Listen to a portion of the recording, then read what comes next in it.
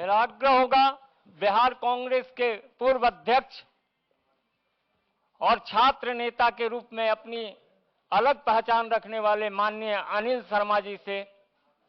शर्मा जी को पार्टी की सदस्यता ग्रहण कराएं।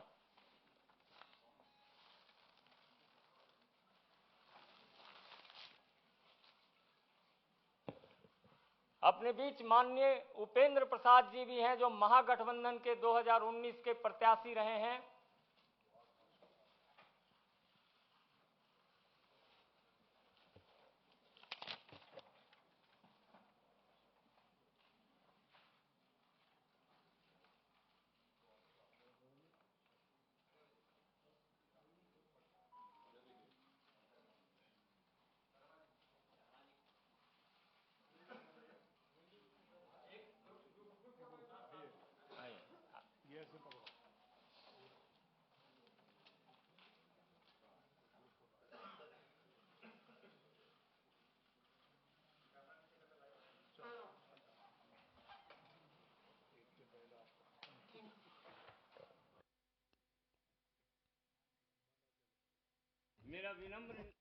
मेरा विनम्र निवेदन है माननीय विनोद तावरे जी से कि आपको संबोधित करें और अपने नए साथियों का अभिवादन करें। माननीय विनोद तावरे जी।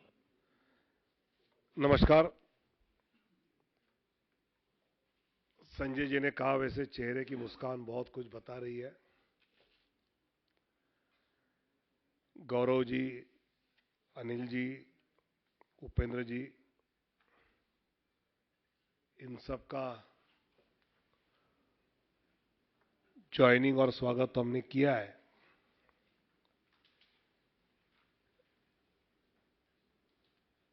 कल जैसे मैंने 3 सवाल पूछे, आज भी मैं पूछना चाहता हूं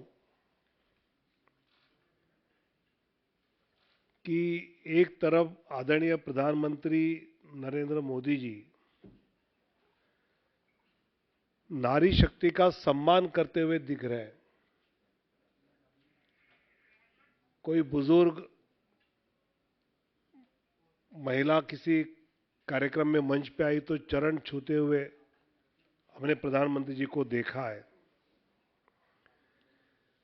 लेकिन कांग्रेस में महिलाओं के प्रति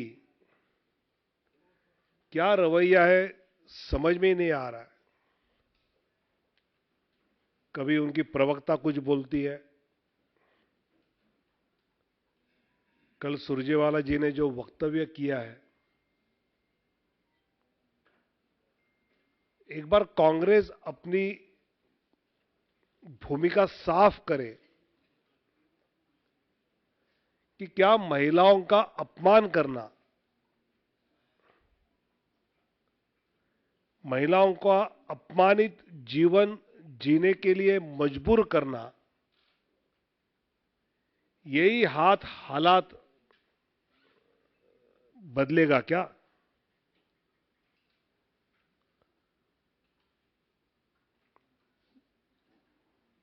ये कहीं कम लग रहा था तो छत्तीसगढ़ के कांग्रेस के नेता प्रतिपक्ष कह रहे हैं मोदी जी की सर फोड़ने की बात। मतलब विपक्ष के मुद्दे शायद खत्म होते जा रहे हैं और ऐसी बातों का सहारा लेते हुए मतलब कोई नेता इस प्रकार की बात कर सकता है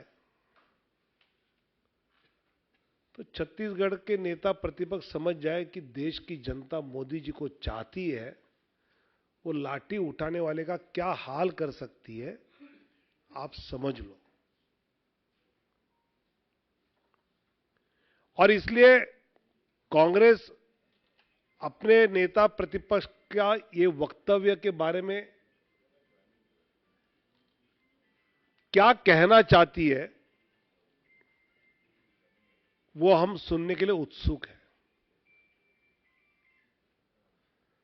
और जिस कच्चा टीपू द्वीप की बात हमने कही थी, अब उसको लेकर कांग्रेस के सहयोगी एमडीएमके ने कहा है कि कांग्रेस ने तमिलनाडु की जनता से धोखा किया। ये घमंडिया गठबंधन के सदस्य ही कह रहे हैं। इसका जवाब राहुल जी क्या देंगे, ये सुनने के लिए हम उत्सुक हैं। आज यहां पर हमने प्रोफेसर गौरव जी का पार्टी में ज्वाइनिंग करते हुए स्वागत किया है। लगभग एक दशक से कांग्रेस के प्रवक्ता रहे हैं, राष्ट्रीय प्रवक्ता रहे हैं, और शिक्षा जगत में भी अपना एक महत्वपूर्ण स्थान चार्टर्ड अकाउंटेंट स्वयं है। और कई बार संजय मयूर और अनिल बलूनी सब टीम बैठती है तो गौरव वल्लभ अगर डिस्कशन में जा रहे हैं तो फिर उस प्रकार कोई सीनियर जाना चाहिए। ऐसी चर्चा उनके कमरे में मैंने सुनी है और ऐसे गौरव जी का आज पार्टी ज्वाइनिंग हो रहा है, मैं उनका स्वागत करता हूं। साथ ही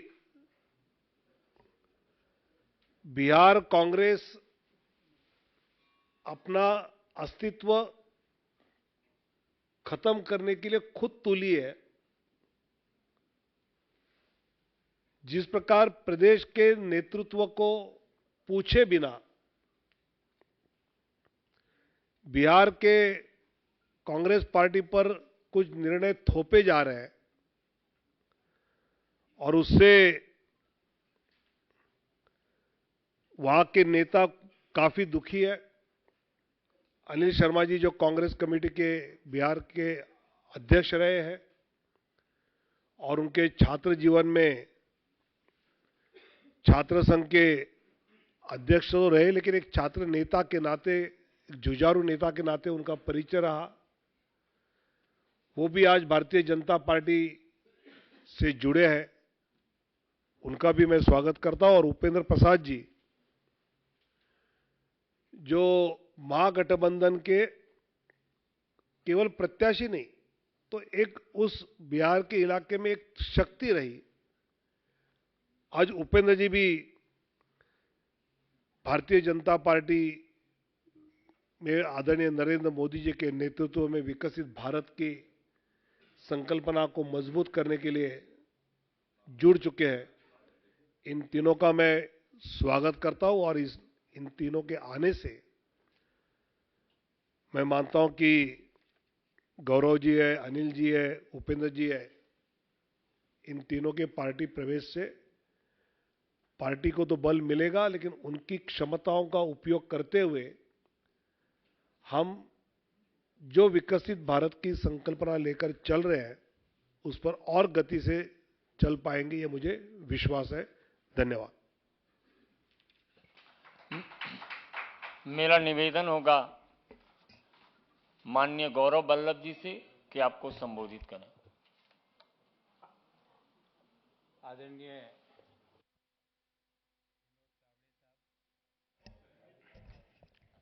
आदरणीय विनोद तावड़े साहब, संजय मयूख जी, मंच पर मेरे साथ विराजे हुए अनिल जी, उपेंद्र जी और आप सभी पत्रकार साथियों को मेरा सादर नमस्कार और प्रणाम।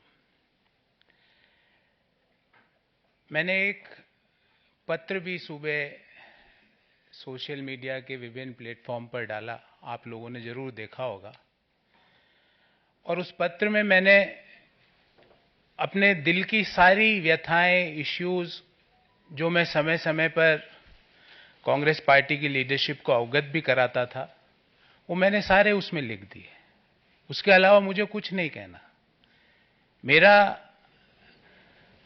दृष्टिकोण शुरू से यह रहा है कि भगवान श्री राम का मंदिर बने, न्योता मिले और हम न्योते को कांग्रेस पार्टी लिख के भेजे कि हम नहीं जाएंगे, मैं इसे स्वीकार नहीं कर सकता। देश में मैं अर्थशास्त्र का विद्यार्थी हूं, बड़े समय तक अर्थशास्त्र और वित्त देश के प्रतिष्ठित संस्थाओं में पढ़ाया भी है मैंने। सुबह से शाम वेल्थ क्रिएटर्स को गाली, उन नीतियों को गाली, निजीकरण, उदारीकरण, वैश्वीकरण, जो पूरी दुनिया मानती है कि जो डॉक्टर मनमोहन सिंह जी और पीवी नरसिम्हा राव जी की सरकार ने किया, उन नीतियों को गाली। कोई बिजनेस करे उसको गाली, कोई विनिवेश में पार्टिसिपेट करे उसको गाली, एयर इंडिया कोई कंपनी खरीदे तो वो गलत। तो मुझे लगता है कि कहीं ना कहीं जो नीतियां हैं और जो इश्यूज हैं उसको कांग्रेस पार्टी टैकल करने में कहीं ना कहीं बड़े गैप उसके अंदर आ रहे हैं। और मैंने अपनी चिट्ठी में भी यही लिखा है। और मैंने प्रमुख कारण यह बताया कि मेरे में इतनी ताकत नहीं है कि मैं सुबह से शाम बैठकर वेल्थ क्रिएटर्स को गाली देता फिरूं, मैं नहीं दे सकता। मेरे में इतनी ताकत नहीं है कि जब सनातन धर्म के ऊपर सवाल उठाए और मैं चुपचाप बैठ जाऊं, मेरे से नहीं होगा। कांग्रेस पार्टी के नेताओं ने, कांग्रेस पार्टी के जो अलायंस पार्टनर्स हैं, उन्होंने सनातन धर्म के ऊपर बड़े बड़े प्रश्न उठाए, क्यों उसका जवाब नहीं दिया गया? एक इश्यू तो आप छोड़ नहीं सकते ना, उस इश्यू को तो आपको जवाब तो देना पड़ेगा। मैंने सारे विस्तार से ये सारी बातें इस चिट्ठी में लिखी है। मैं आदरणीय संजय मयूख जी से आग्रह करूंगा कि मेरी इस चिट्ठी की एक प्रति आपको जरूर दें, ताकि आपको पता लगे कि मेरा इश्यू बेस्ड रिजर्वेशंस क्या थे। और मैं महाभारत के इस छंद से अपने आप को हमेशा रेगुलेट और डायरेक्ट करता हूं, जो मैंने इस चिट्ठी में भी लिखा है। धर्म एवं हतो हंति धर्मो रक्षति रक्षित, तस्य धर्मो न हंतव्यो मा नो धर्मो हतो वधित। अर्थात धर्म के मामले में आप चुप्पी साध लो, जो गालियां दे रहे हैं सनातन को आप चुप्पी साध लेते हो, वेल्थ क्रिएटर्स को जो गाली दे रहा है आप चुप्पी साध लेते हो, और उल्टा गालियां दे रहे हो। देश में वेल्थ क्रिएशन जुर्म नहीं हो सकता। देश में जो नीतियां उदारीकरण की, निजीकरण की, वैश्वीकरण की नीतियां हैं, वो गलत नहीं हो सकती। आज आप इसलिए उन चीजों को गलत बोलते हो क्योंकि वो एक ऐसे व्यक्ति उन चीजों को आगे लेके जा रहा है जिनको आपको सुबह से शाम गाली देनी है। मैंने कम से कम 300-400 प्रेस वार्ताएं करी है साथियों, आपने भी कहीं ना कहीं मुझे जरूर देखा होगा। मैंने इश्यू बेस्ड रिजर्वेशंस पे बात करी है, व्यक्ति परक्ष आरोप आलोचनाएं नहीं करी है। व्यक्तियों के बारे में राजनीतिक पार्टियों पे आक्षेप नहीं होते। राजनीतिक पार्टियां आइडियोलॉजीज पर आधारित होती है, और जो आइडियोलॉजीज पर मैं ये सोच के कांग्रेस पार्टी, जिस आइडियोलॉजी को सोच के मैंने ज्वाइन किया था कि नए आइडियाज का, इंटेलेक्चुअल आइडियाज का, नए सोच का वहां पर सम्मान होगा, पर नए सोच का, नए आइडियाज का, नए लोगों को सम्मान छोड़ के क्रश करने की प्रक्रिया भारत को आगे नहीं ले जा सकती। और अल्टीमेटली हमारी आइडियोलॉजीज, पार्टीज की, पॉलिटिकल राजनीतिक पार्टियों की आइडियोलॉजीज अलग अलग हो सकती है, पर एक आइडियोलॉजी जो हम सबको जोड़ती है वो भारत को आगे ले जाने की आइडियोलॉजी, और उसी आइडियोलॉजी को ध्यान में रखते हुए जो विकसित भारत की जो संकल्पना है उसको आगे ले जाने के लिए जो आइडियोलॉजी ने मुझे आकर्षित किया, और मैंने आज भारतीय जनता पार्टी ज्वाइन करी। मुझे उम्मीद है मैं अपनी योग्यता का, अपने ज्ञान का, अपनी समझ का प्रयोग भारत को आगे ले जाने में जरूर भारतीय जनता पार्टी के माध्यम से कर पाऊंगा। और मैं अति प्रसन्न हूं, मैंने मेरी दिल की बात सारी लिख दी है। इससे ज्यादा ना तो मुझे किसी के व्यक्ति के बारे में टीका टिप्पणी करनी है। जो इश्यूज, और ये इश्यूज मैंने ऐसा नहीं कि पहली बार उठाए, पार्टी के हर पटल पे इन इश्यूज को मैंने समय समय पर उठाया और बेरोक टोक उठाया। पर जब आप इनको नजरअंदाज कर रहे हो तो मुझे लगता है कि भारत को आगे ले जाने में आपका कंट्रीब्यूशन नहीं है। और जब मैं अपना कंट्रीब्यूशन भारत जैसे महान देश को आगे ले जाने में नहीं दे सकता तो मैं वहां रहकर कुछ नहीं कर सकता। इसलिए मैंने प्रधानमंत्री नरेंद्र मोदी जी के विकसित भारत की संकल्पना को आधार बनाकर देश को आगे ले जाने की, जो डेवलप्ड नेशन बनाने की जो मोदी जी का सपना है, उसको साकार करने के लिए जो भी मेरे से योगदान होगा वो मैं पूर्ण रूप से दूंगा। इससे ज्यादा मैं आज आपसे कुछ नहीं कहना चाहता। बहुत बहुत धन्यवाद, बहुत बहुत धन्यवाद तावड़े साहब, संजय जी और आप सभी लोगों को जिन्होंने मुझे ये अवसर दिया।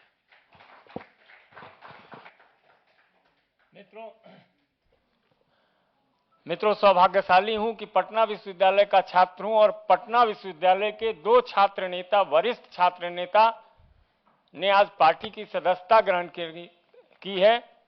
साथ ही